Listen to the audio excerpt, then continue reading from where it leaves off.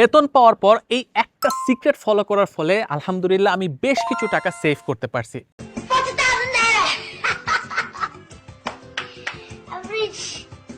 এই সিক্রেটটা আমি আমার ছোট ভাইয়ের সাথেও শেয়ার করছি এবং আজকে আমি আপনাদের সাথেও শেয়ার করব।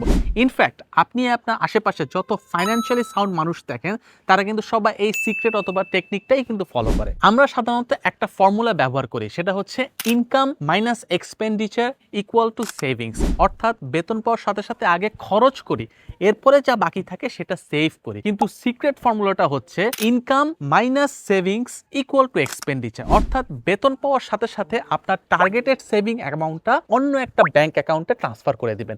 এজন্য আমি দুইটা অ্যাকাউন্ট মেনটেন করি। একটা হচ্ছে আমার স্যালারি অ্যাকাউন্ট, যেখানে আমার স্যালারি ঢুকে, আরেকটা হচ্ছে সেভিংস অ্যাকাউন্ট, যেখানে স্যালারি ঢুকার সাথে সাথে আমি আমার টার্গেটেড সেভিং অ্যামাউন্টটা ওই অ্যাকাউন্টে ট্রান্সফার করে দিই। এরপরে যা বাঁচে সেটা দিয়ে আমি আমার সংসার খরচ চালাই। এই টেকনিক অথবা সিক্রেটটার নাম হচ্ছে পে ইয়োরসেলফ ফার্স্ট। আজকে থেকে এই টেকনিকটা ফলো করে দেখেন, দেখবেন ড্রাস্টিক্যালি আপনার সেভিংস দিন দিন মোটা হচ্ছে।